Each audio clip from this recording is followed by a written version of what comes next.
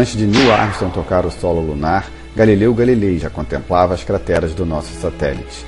Em 1609, há 4 séculos, ele usou pela primeira vez a sua luneta para mirar o céu. O óptico holandês Hans Lippershey havia lançado um ano antes o que é considerado o primeiro telescópio, mas a intenção do invento até então era bélica.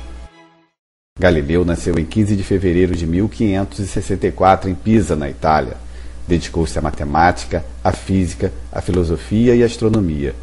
Mesmo sendo amigo do Papa Urbano VIII, ele foi condenado por desobediência pelo Tribunal do Santo Ofício.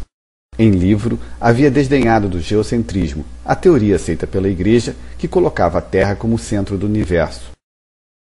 Galileu defendia o heliocentrismo, os astros girariam em torno do Sol. Essas observações, elas contrariavam algumas ideias que a Igreja defendia há alguns séculos. Se imaginava que tudo que estava além da Lua inclusive, fosse composto de um quinto elemento, uma coisa assim, um éter, não se sabia exatamente o que. E isso era uma proposta aristotélica, né? O Aristóteles que vem com essa ideia de que as coisas imperfeitas estariam abaixo da Lua, né, da esfera da Lua, e essas coisas seriam feitas de terra, água, ar e fogo. E o Galileu, com o seu telescópio, ele pôde notar detalhes da superfície da Lua e ver que ela era acidentada e parecida até, né, por conta desses acidentes, com o nosso planeta. Galileu foi condenado à prisão domiciliar e a negar o que defendera. Ainda depois desse processo, ele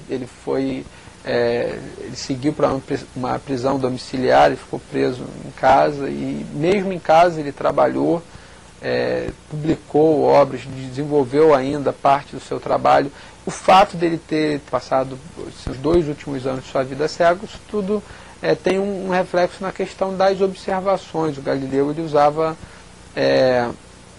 o telescópio para observar vários objetos, inclusive o Sol.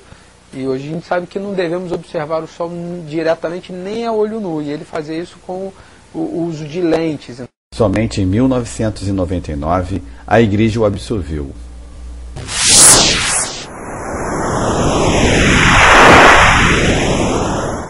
A maior estrela já descoberta é quantas vezes maior do que o Sol?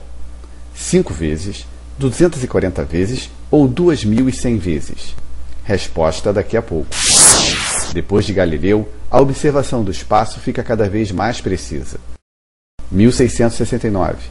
Isaac Newton constrói o telescópio com espelhos. Esses tubos, né, dos telescópios, eles começaram a ficar muito grandes. O Newton propõe, né, e constrói o primeiro telescópio à base de espelhos, o telescópio refletor. A vantagem, então, dos tubos ficarem mais curtos. Você percebe? Com um telescópio de espelhos, você tem a luz entrando aqui, ela reflete nesse espelho, volta no outro espelho e é refletida na direção do ocular, que é o caso do newtoniano. O caminho da luz, ele é quase 2 vezes esse tubo. Então, assim, o que representa esse tubo, para fazer um refrator, você teria que ter o dobro. 1789.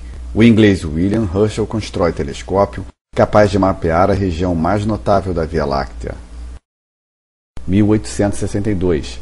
No sul da França, o Observatório de Marselha implanta o primeiro telescópio refletor moderno. Usa espelho em vidro metalizado, feito pelo físico Léon Foucault. 1904. No Observatório de Monte Wilson, o americano Edwin Hubble estuda as galáxias no telescópio Hooker.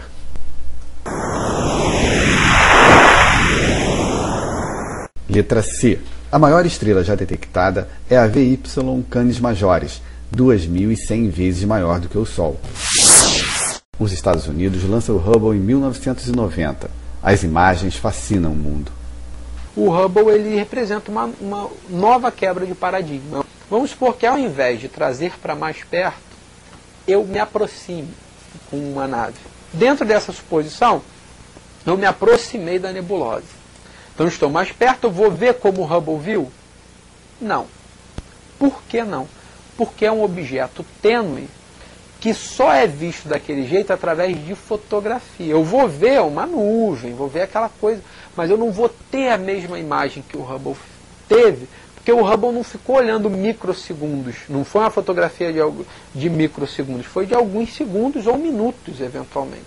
Em 1999, o consórcio de países do qual o Brasil faz parte instalou nos Andes os telescópios Gemini e SOAR. Este ano, a Agência Espacial Europeia lançou os telescópios espaciais Herschel e Planck, que vão estudar a luz formada após o Big Bang. Hoje, o homem pode olhar cada vez mais longe para o céu, e sempre com o mesmo entusiasmo de Galileu.